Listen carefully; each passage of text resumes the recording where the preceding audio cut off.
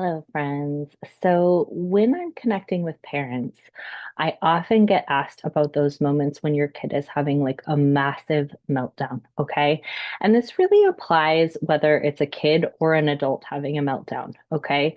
We've all been in those circumstances where someone in proximity to us really loses it, right? And it could be an adult or a child, but the child thing comes up a lot because parents tend to feel the pressure from their own childhood and the way they were parenting to get that tantrum to stop. Okay. Um, when I was growing up, it was like unacceptable, right? And so you had to do everything in your power to basically scare the child into stopping the tantrum. And so the child then takes the fear or the danger from the parent as greater than the danger that was causing the tantrum. So the tantrum basically means like danger has occurred. I'm feeling like there is a threat that feels at my level or that I feel a little bit more powerful for. So let's say the graham cracker breaks and now we can't eat the graham cracker because the graham cracker is broken, right? So the child feels that they can confront that danger and that they might be even more powerful for it. So they're going to have a fight flight response, right? They might run away, they might freak out, screaming, crying. Okay, so then the parent comes in, and so the child could face the danger. It was like pretty at their level with the graham cracker. Now the parent comes in and says, like, actually, I'm angry at you, if you don't stop. So now the child's capacity level is much lower than the threat because the threat is from the scary parent, right? And so now they're going to move from sympathetic into a dorsal because the threat's higher than them. So when I was growing up, that was seen as like you did it right. You got the kid to stop by using your power. Okay. And now we are in a culture where there's still lots of people operating under that system, but there's people that end up connecting with me are people who are like, I don't want to use my power to, you know, shut my child up. But I also don't want them to have tantrums anymore, and that gets tricky.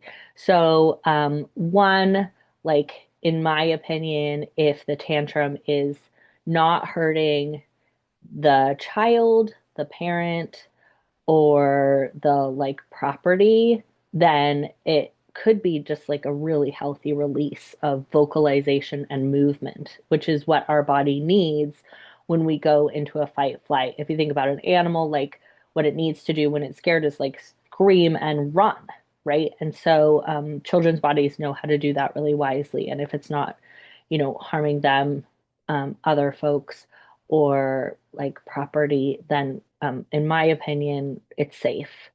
And all of this is my opinion, right? Because parenting is such a just shit show of people telling you what you should or should not do, and I'm not here to be a part of that. Okay. So I'm just speaking from my perspective, from my understanding of nervous system, how nervous systems work. So, um, so there's that like a tantrum is actually a pretty good way to support the nervous system when it's in fight or flight. Um, if it's not harming the kid, the anyone around them, and property. However, if it is harming the kid, that's a time to like, um, you know, reduce harm in whatever way that you can, right? So if the kid is like harming themselves, I would recommend getting support from someone that you trust who's a specialist in supporting kids who have feelings that are bigger than their bodies can hold and that are reaching for some self-stimulation through harm. Um, if you're in that circumstance, I would recommend getting support from someone that you trust who has skills in that area. Ideally, not an ABA person because we're getting really good research now that ABA can be quite harmful. While it can stop the behavior, it ends up uh, resulting in that like dorsal response, which actually can be quite harmful. Um, yes, if the child's harming themselves, get support. If the child's harming you and or property, I would also recommend getting support that could be in the home. Um, while in the short term, while you're waiting for that support, um, what we want to do is not participate with someone harming you as the parent. Okay. So the child is coming towards you and hitting you. If the child is not safe by themselves, then I would get like a pillow or some like a big blanket or something to put between you and the child, so that the child's not experiencing physically hurting you, which is not really great for either of your nervous systems or your physical selves. If the child's old enough to be safe for a few minutes by themselves, and I would talk that through, I would be like, it's important that my body does not get hurt. So I'm getting a pillow so that I can keep my body safe right now. Like say those words as you're grabbing the pillow. If the child is old enough to be alone by themselves for a moment, then I might get yourself behind a closed door and say, I'm gonna go in a separate room and close the door so that I can keep my body safe because my body's really important and I don't allow it to be hurt. Um, so using that language. And then when you have that, buffer for your nervous system to not be under present attack, then I would encourage folks to do a nervous system exercise. So that could be some rocking, it could be some humming, it could be some praying. It could be just asking anything that you connect with in the universe for help, support, ancestors, spirit, guide, team, whatever is right for you. And sending that love and support to your kid, getting yourself an ice pack to downregulate if that is something that works for you. Giving yourself some gentle touch, whatever is going to support you in that moment. Because if you start with trying to calm your kid down from a place of defensiveness, what you're broadcasting to them is danger. So either if you're from in a defensive state or if you're in an attacking state, right? So if you're in fight, flight, or dorsal and you're telling them to calm down, but your nervous system is broadcasting danger, that is not only not a kindness to them because basically their nervous system has to get defensive or attacking in response to that. Like Byron Katie always says defense is the first act of war. Like you're engaging in war if you come at a kid telling them to calm down when you're in a place of danger. Um, so first of all, it's just gonna like increase everything. It's gonna make them feel threatened. And then also this is a strong thing to say, but it's a form of gaslighting, right? Because you're saying to the kid, you should feel safe when you're under attack, which is what a kid experiences, or anyone for that matter, experiences when your nervous system is in either dorsal or fight flight, and you come and offer that to them energetically, especially if it's not matching your words. So if you're saying, like, if you're really upset and either you're feeling scared or you're feeling like you want to attack, and you say words like, we should be calm, let's use our calm bodies, let's use our calm voices, you're safe, calm down, anything like that, it's in direct opposition to what your nervous system is broadcasting. And if you have a question mark about like the idea that your nervous system is broadcasting energetically, just hang out with a dog and like be scared. The dog will attack you, right? If you're hanging out with a dog and you're mellow and calm and feeling safe, then the dog might, obviously there's exceptions. But if you're curious about the idea of your nervous system broadcasting your nervous system state, just hang out with an animal and you will know for sure that it does. Um, So when we say words that are contradictory to a kid or to a partner or to any adult, any person, um, if we say words that are contradicting our nervous system state, it feels really like mind fucky to a kid or to any human, really.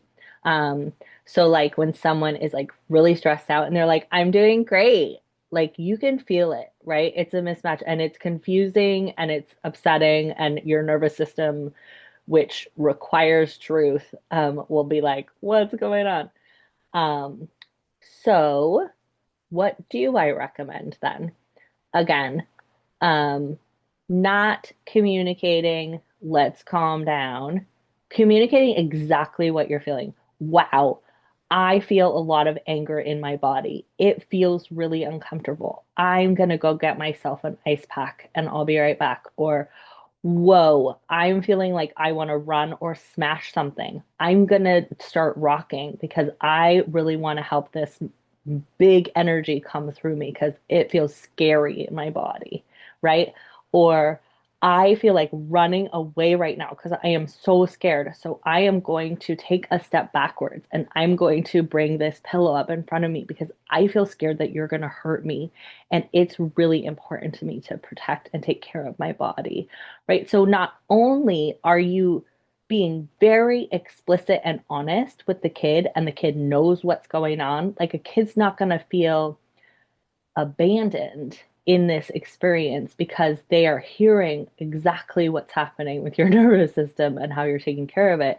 So not only are you not going to confuse the kid or the adult again, um, you're also going to model for them what possibilities there are when they feel these overwhelming things in their body, which is so helpful to them, so much more helpful than telling them, like, take a breath, calm down, right? So that's the other piece is that we never want to tell someone to take a breath and calm down because when you're in fight, flight, or dorsal, taking a deep breath is actually physiologically challenging because the diaphragm has come up in order to shorten the lung capacity. Your diaphragm moves up when you're in fight, flight, or dorsal. Um, to support, so when you're in dorsal, it's going to support you like having very quiet, not deep breaths so that nobody hears you or sees you breathing. And when you're in fight flight, it's going to help you in taking short, rapid breaths. So in both instances, your diaphragm is trained by the design of your nervous system through the course of evolution to not relax and allow for deep breaths. So it's actually a cruelty to ask somebody to take a deep breath who's in either sympathetic or dorsal. Um, what you can do is some other nervous system exercise first for yourself. Get yourself back into your frontal lobe. And then once you're back in a safe enough state, then you can take some breaths, which can be very resourcing for the nervous system. Breath work is excellent, but it's very challenging, close to impossible if you're in sympathetic or dorsal. So we never want to ask somebody to calm down and take a deep breath, even ourselves. We want to support ourselves in just like, it's like if the car is going 90 miles an hour and you threw it into park, really bad for the car, right? So support yourself in instead of like throwing the brakes on when you're going really fast, when you're mobilized or activated, just taking the brake off by doing some gentle movement, some distress tolerance. Paced breathing is one of the components of the TIP distress tolerance skill, if I've recommended TIP to you before. So you may be saying, but what about the TIP skill and paced breathing? So, in my opinion, it's that's like a second line or third line of defense. Like we want to do something that's really just taking the foot off of the gas pedal before we get into some deep breathing. So Marsha Linehan and I have a little bit of a different perspective on that. My favorite from the tip skill is ice. Um, okay, so we're taking care of ourselves. We're just bringing things back to our frontal lobe ourselves. If meanwhile, like property has been damaged, in my opinion, I'm going to let the property be damaged, so long as it doesn't look like the kid is going to hurt themselves. And then I'm going to use that information to, again, point me back to I need some increased support in this dynamic. Because if property is being damaged, I would say get yourself some more support. Don't try to manage that on your own.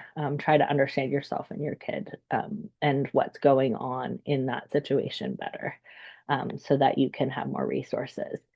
Um, so I've let the tantrum happen. As so long as everybody's safe, I've taken care of myself. I'm now feeling in my frontal lobe. Now I'm gonna come to the kid. I may choose to sit nearby. The kid is eventually going to wind down their tantrum. It may not seem like it, but they are. Then I'm going to, offer some connection with them. If they come and seek connection with me before I'm feeling safe, I feel totally comfortable saying, I'm not feeling safe and available for connection right now. Let's say they want to like crawl up into your lap and have a hug after they've just, you know, tried to hit you a bunch or thrown something at you. I feel comfortable saying, my body's still feeling pretty shooken up by what just happened. Can you connect with your stuffed animal or with your pillow? Or, whatever is right for them, their imaginary friend or whatever, while I take really good care of myself because I'm still feeling uncomfortable from that. That may feel harsh to you, and that's okay. Like I said, this is all like do what's right for you. What do I know, right? Um, but so for me, the goal is really taking care of myself and communicating to myself and the kid, like, I will keep you safe. I won't let anyone harm you. Um, when we're in the position to like be beat up on by our kids, it can make us broadcast that defensive nervous system state, even if we think like we're safe. Like your kids are going to pick up on that from a nervous system perspective. And then, like I said, it starts the whole cycle of nervous system ping pong again. So the priority for me is taking care of the adult's nervous system so that the adult can then come back and be like, what can I get you? Some, ice, or do you want to do some rocking with me, or should we take a walk maybe, see what the kid is open to once they've calmed down. um and then at a calm space, like calm enough, doesn't have to be perfect, we're going to go back through and like see if anything was broken that needs to be fixed and have the kid help with that. Talk about what was happening beforehand, like with the graham cracker. I'm not going to offer a brand new graham cracker at any point in this. Some folks are like, if we are thoughtful and caring about the nervous system, then aren't we enabling behavior? So for me, I wouldn't at any point give them a brand new graham cracker. I'd be like, this graham cracker is broken and that's really upsetting to you, and you do not have to eat it. Um, I wouldn't be replacing it in order to like fix it. But I would be, being really thoughtful and validating that, like, wow, that was really upsetting to you about the graham cracker. What would you want to do in the future knowing that graham crackers break? How does it feel to eat a broken graham cracker? Um, what is that like for you? What did you notice in your body?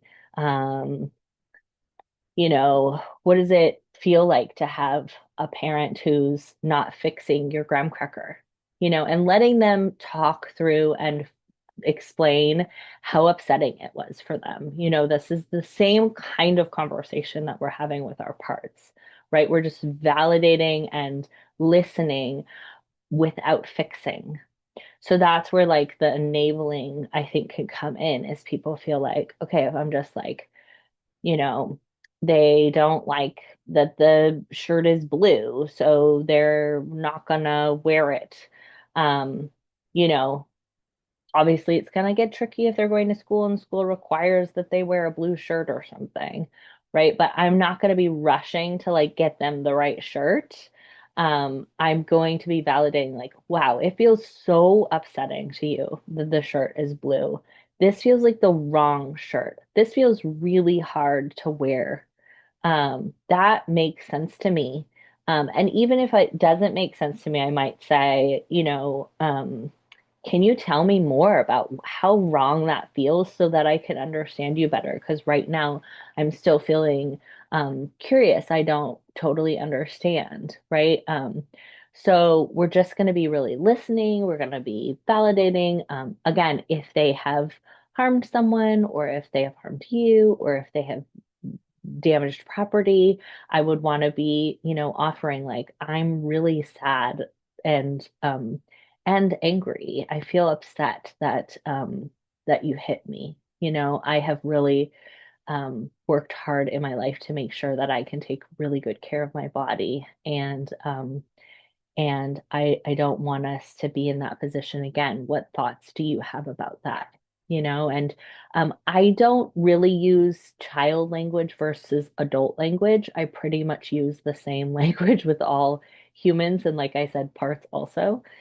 Um, but for me, I would want to be doing some repair, and I would want to be acknowledging, like, wow, my nervous system was really scared when you got so upset about the graham cracker. Did you notice that? Did you notice what I did to take care of me? How did that make you feel? Is there a way that we could communicate better in those times when I need to take care of my nervous system, right? So then you can understand what their experience of was of that. Um, what else? And then again, if we're finding something to be continued, like in a pattern kind of a way, I would be seeking out some either your own coaching, your own counseling, family coaching or counseling. Super ideal if somebody can be in the home with you and seeing those really dysregulated moments and offering feedback. Uh, because I think a lot of us have been trained again by our upbringing to like keep everything private and not let anybody know that we're struggling, especially around parenting.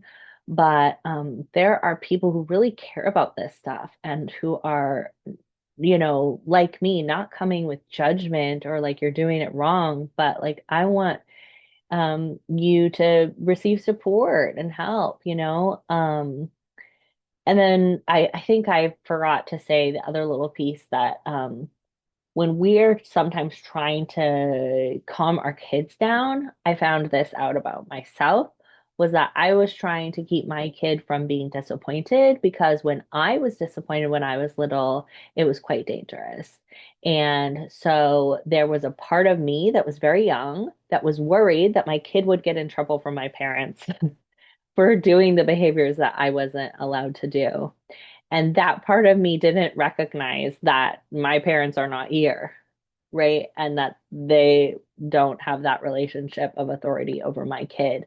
Um, and so I was trying to like make him happy in order to make sure he wouldn't get in trouble from my parents subconsciously. Of course, I didn't recognize any of that. But a lot of this stuff is like to keep our own the child self and our children's self safe from the people who would have got mad at us, which is a trip. But for our parts, everything's in one time and space. They have the actual perspective, which is that everything is happening at the same time all of the time. There's only the present.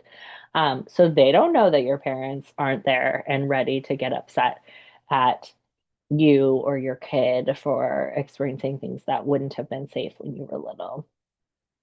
So if that's helpful at all, that was really helpful to me to realize, like, okay, when my kid is doing something that I would have gotten in trouble for, that's the time to take care of myself and say, I'm so sorry that you got in trouble for that. That looks like it's a normal kid behavior. And how can I take care of you right now while you're feeling scared? So again, it's like very me focused, my response when a kid is experiencing anything. Um, that might fall in the realm of like, oh, something's wrong with the kid. I'm like, oh, nothing's wrong with the kid. they're experiencing a full breadth of emotions and nervous system states. And what is painful right now is that I was told that that was wrong. And so I want to take care of that part of me that learned that it was wrong, and let them know, hey, you're an animal and animals get freaked out sometime. And can I take care of you? Can I be the one to gentle parent you right now? Um, Not by fixing it, not by giving you everything you want, not by walking on eggshells around you or pretending that it's fine if you hurt someone or break something, but by validating, hey, it looks like you have some really big feelings in your body right now, and how can we support and take care of you? Okay, as always, take what you like, leave the rest. If there's nothing that you liked, take none of it. Um, uh, I love you and I care about you, and I don't think there's anything wrong with you. Um, and if you've ever had any of those experiences where things just went pretty wildly and you feel like after the things I shared that maybe you didn't do any of the things that I am offering, I do not think you're bad or wrong. And I think that we're always just doing what we have the capacity for. We're always innocent and that we're always inherently valuable. I often tell my kid, I am proud of you. And then he usually says, why? And I say, because you're here. And so I feel that way about you too. So much love.